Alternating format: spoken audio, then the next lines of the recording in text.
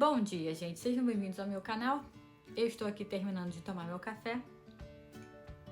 Normalmente, meu café da manhã é quase todo dia a mesma coisa. Um pão com ovo, um café expresso com leite sem açúcar e uns biscoitinhos, né? Que agora eu tô provando esse aqui.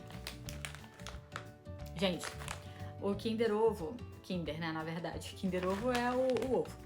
O Kinder lançou um monte de biscoitos aqui na França e aí eu tô provando vários deles, assim, e todos são maravilhosos. Mas, enfim, né? Como eu não tô botando açúcar no café, um biscoitinho não vai fazer mal, não é verdade? Tá em equilíbrio. Esse daqui, por exemplo, excelente. Já até acabou. Acabei de comer o último. Tô fazendo propaganda grátis, porque se você estiver na Europa, se você estiver especialmente aqui na França, porque eu não sei se tem nos outros países, prova porque é sensacional. Bom, uma coisa que eu percebi, né, falando nos biscoitos, é que nesse meu desafio de ficar 30 dias sem internet, uma coisa que eu tô tendo muita dificuldade é de ficar parada. Eu sempre tô procurando alguma coisa pra fazer. Então, ou eu tô arrumando a casa, ou eu saio pra caminhar, ou eu saio pra fazer qualquer coisa, nem que seja só pra andar, mas eu tenho muita dificuldade de ficar parada. E outra coisa que também me ocorreu é o aumento significativo na minha vontade de comer coisas doces. Isso eu achei muito engraçado, porque eu tava falando com os meus colegas, né, que eu comprei um pacote de açúcar da última vez que eu me mudei e eu não usei nada de açúcar até agora. E aí, conforme eu comecei a fazer esse experimento, eu simplesmente comecei a comer biscoito ou chocolate ou alguma coisa assim do tipo. Açúcar mesmo eu não tenho colocado nas bebidas, etc e tal. Mas eu achei muito engraçada essa minha vontade de comer açúcar ter retornado, sabe? De comer doce, de comer torta, de comer biscoito. Sendo que, sinceramente, tipo, até esses biscoitos que eu mostrei, um tempo antes, eu tava achando eles meio enjoativos, sabe? E, enfim, foi logo depois de, sei lá, uns 3 dias ou 4 sem assistir nada na internet que isso começou. Uma coisa que é muito interessante, que sempre me aconteceu e eu não sei explicar porquê, é o fato de que eu gosto muito de ficar sozinha, né? E isso é muito difícil quando eu falo para as pessoas, porque elas não entendem muito bem. Parece que as pessoas não querem me deixar sozinha, sabe? Eu fico com pena, sei lá, alguma coisa do tipo. Eu morava em República durante muito tempo. Morei em República durante 5 anos, em Niterói, tava fazendo faculdade. E todas as vezes que tinha um feriadão, as pessoas iam pra casa das famílias, né, pra passar. E como eu não tenho família, eu ficava lá na República mesmo. E as meninas ficavam assim, ai, Carol, mas você vai ficar sozinha? Não, Carol, mas poxa, você vai ficar sozinha aí? E aí eu, tipo, sim, vou ficar sozinha, por favor, vai embora. Porque, gente, não é que eu não gostava delas, eu adorava elas, mas é que eu ficava sempre em companhia de várias pessoas, porque afinal era uma residência de, sei lá, 70 metros quadrados que moravam 6 pessoas, entendeu? Então pensa um apartamento de 2 quartos com 6 pessoas. Gente, eu nunca ficava sozinha naquele apartamento. O tempo inteiro tinha gente entrando e saindo, o tempo inteiro tinha gente falando, tinha gente fazendo qualquer coisa. E tinha dias assim que eu queria ficar sozinha, que eu queria curtir minha própria companhia. Então nesses feriadões, pra mim era uma alegria, assim, caraca, que legal, eu vou poder curtir um tempo solo. E as meninas, elas ficavam fofas, né? Elas ficavam super preocupadas, assim, achando que, nossa, mas você vai ficar sozinha aí? E eu, tipo assim, por favor, eu quero muito ficar sozinha. Aí quando eu falo isso pra alguém, né, quando eu falo, por exemplo, falei pra uma amiga esses dias que eu gosto de ficar sozinha. E aí a primeira coisa que ela fez é questionar, tipo, mas você gosta de ficar sozinha? Ou é porque você foi condicionada a ficar sozinha? Porque desde criança eu ficava sozinha já, né, pra minha mãe trabalhar. E aí você se acostumou de ficar sozinha. E tipo, pra mim não tem isso, entendeu? É simplesmente legal. É simplesmente bom. Ó, ouve o silêncio. Viu? Maravilhoso, não tem como. Eu também sinto que eu me recarrego quando eu tô sozinha, sabe? Quando tem muita gente falando, muita coisa acontecendo. Ou quando eu saio, assim, pra um rolê com os amigos, normalmente eu gosto de ficar depois um pouco da minha, assim. E é engraçado, né? Porque as pessoas, elas associam, tipo, você gostar de ficar sozinho com você se sentir sozinho, sabe? Tipo, solidão. mas existe uma diferença entre solidão e solitude. Solitude tem a ver com você curtir sua própria companhia, com você, sabe, curtir o momento com você se entender ali naquele momento.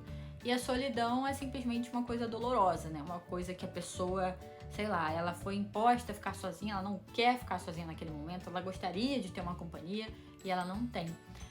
E então existe essa diferença e as pessoas elas não conseguem entender essa diferença quando eu falo. Eu tenho sido assim bastante a favor da gente diminuir um pouco do consumo da internet. Não é tipo assim, parar de ter internet, gente, não. Eu amo internet, eu amo, entendeu? Poder pesquisar no Google, usar meu chat GPT, eu amo poder, não sei onde é que eu tô, abro o meu GPS, já sei, entendeu? Eu amo poder fazer transações eletrônicas, bancárias, sem ter grandes esforços, sem ter que me pagar conta, sem ter que me deslocar até o local, eu adoro tudo isso.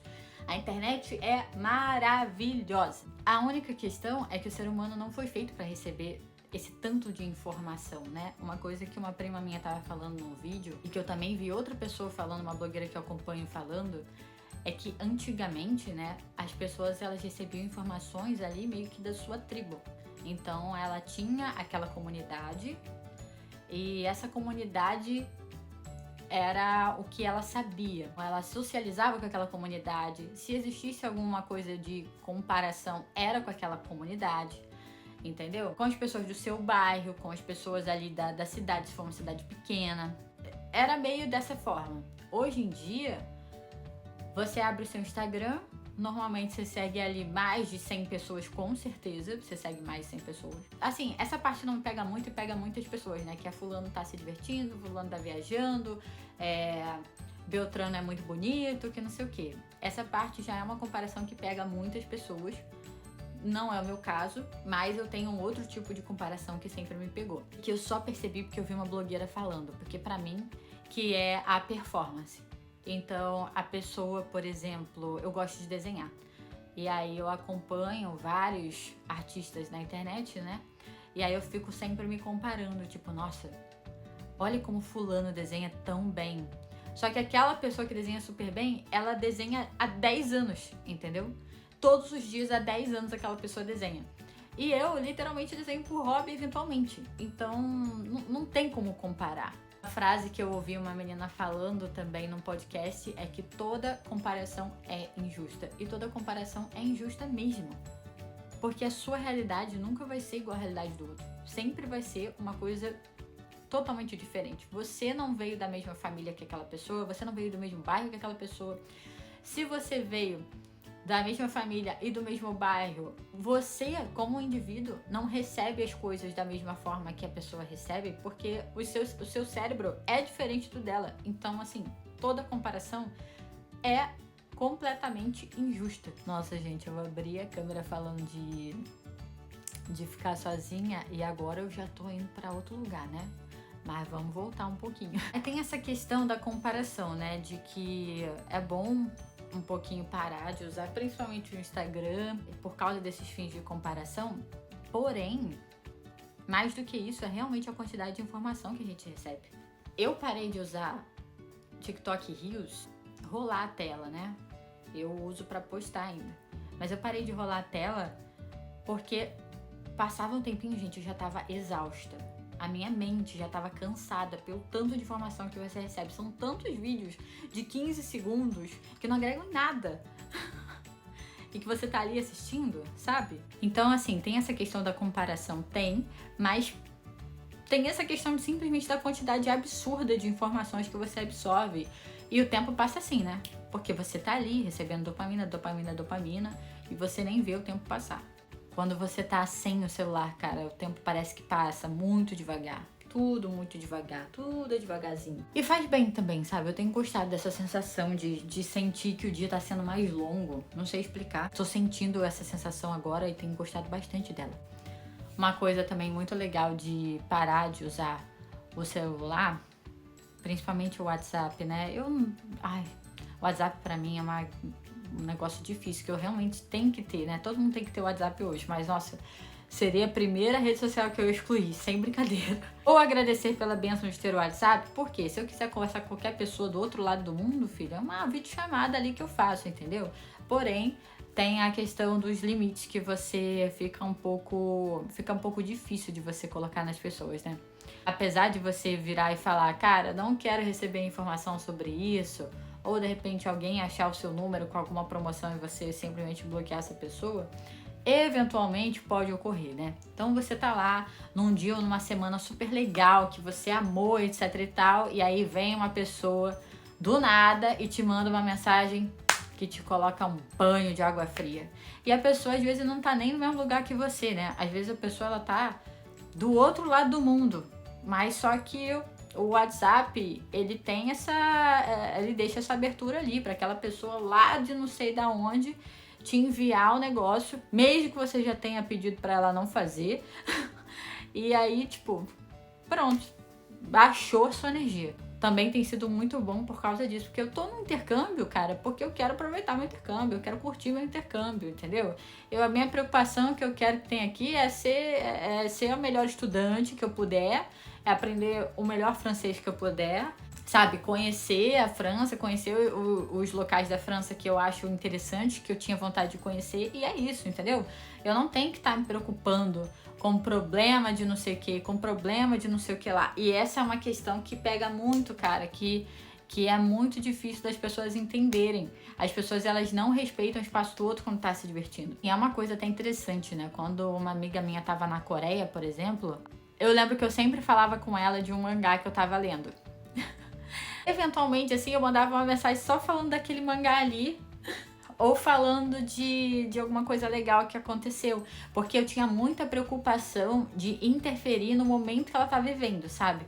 Porque ela tá vivendo um momento super legal na Coreia, conhecendo as coisas que ela gostava. A gente é muito fã de K-pop, é muito fã de dorama, etc e tal, e ela tava ali vivendo aquela experiência super feliz. Eu tinha muito medo de ficar interferindo, né? Então eu só mandava alguma coisa relacionada, sei lá, um mangá que eu tava lendo, ou quando a gente conversava rapidamente ela me contava umas novidades e tudo mais, mas eu ficava muito preocupada o tempo inteiro de interferir, né? Então eu tomava muito cuidado para sempre mandar mensagens boas, mandar mensagens positivas. E eu sinceramente considero isso uma virtude da minha parte, sabe? De ter o cuidado de respeitar que a pessoa tá vivendo um momento legal. Então deixa a pessoa ser feliz, sabe? Poxa, quando que ela vai ter essa oportunidade de novo de passar, sei lá quanto tempo na Coreia, sabe? Deixa ela aproveitar. Uma coisa que eu percebi também quando eu vim pra França foi um aumento significativo de pessoas que eu não tinha muita intimidade, que começaram a me mandar muita mensagem, ou que eu tive intimidade em algum tempo, mas essa pessoa, sei lá, se afastou, a gente acabou se afastando pela vida mesmo, e de repente retornou assim com tudo, sabe? Em parte, eu acho que é essa questão de achar de tipo assim, nossa, mas ela tá sozinha lá na França.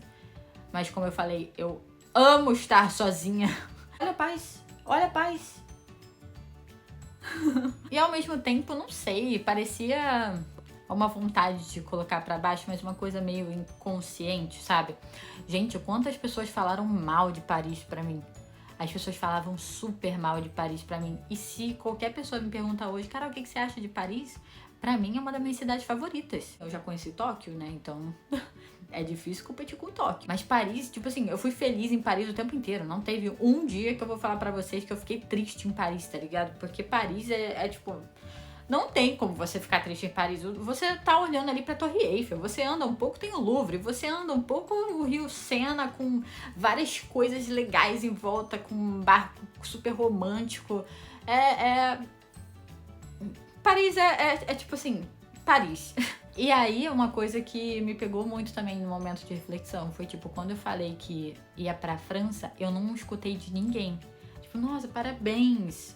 Os meus amigos, sim, os meus amigos, inclusive, fizeram uma despedida pra mim, super legal, na feira de São Cristóvão, lá no Rio de Janeiro. Foi muito divertido, foi muito legal. A gente cantou no karaokê, foi muito legal, bebeu um pouquinho, foi muito bom.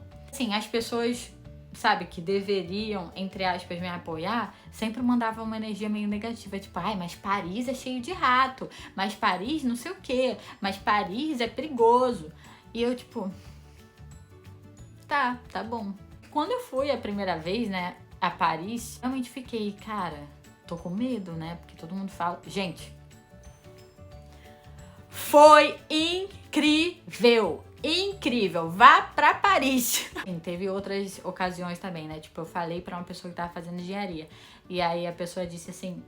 Ah, tem uma menina lá no mercado que trabalha comigo no frango que ela também fez engenharia. Eu tento encarar que essas ocasiões, elas não são de propósito. Provavelmente foi porque a pessoa, sei lá, só veio na cabeça dela ali no momento, entendeu? Mas é engraçado, né?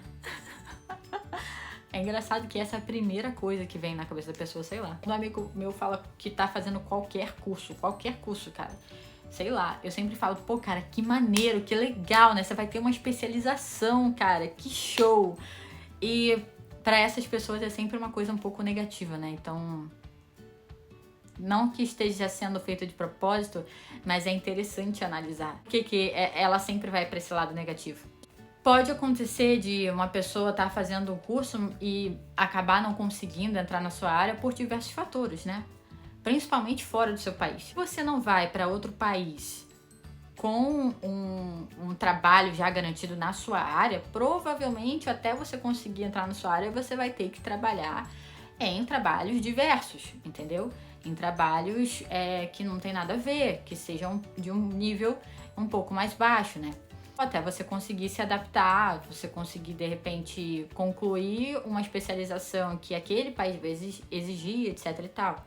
Quando você vai para outro país já com o visto de trabalho, né, como alguns amigos meus fizeram, vieram aqui para a França já com um emprego garantido de engenheiro, aí é totalmente diferente, entendeu? No meu caso mesmo, que eu vim para cá com o registro de estudante já matriculada numa universidade francesa, aí é outra história também. Então você chega aqui e você já tá fazendo uma especialização na sua área. E vou contar outros fatores, né? Porque infelizmente no Brasil ainda conta bastante e fora no exterior também conta, que é a instituição que essa pessoa se formou. A pessoa faz uma instituição pública no Brasil, você é muito prestigiado, porque as instituições públicas no Brasil são consideradas as melhores. E infelizmente muitas pessoas, né, acontece esse preconceito de elas serem eliminadas quando estão estudando uma instituição particular que seja assim, de um nível um pouco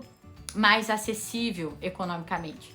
Mas assim, não achando que foi de propósito nem nada disso, mas é uma coisa que eu percebo ao longo da minha vida, é que existem essas pessoas, né? E que é um costume delas sempre analisar pelo lado negativo da coisa. Tem pessoas que eu gosto, né? Que eu tenho um carinho, um apreço, talvez porque vieram de um lugar em que tudo era muito negativo, e aí a primeira coisa que elas pensam é em falar alguma coisa negativa. E aí, né, como eu tava falando, essa experiência também de ficar sem celular e etc e tal, tem afetado bastante essa parte, né? Porque como não tem acesso, eu não recebo notificação, eu não recebo nenhuma mensagem, então tem se tornado assim...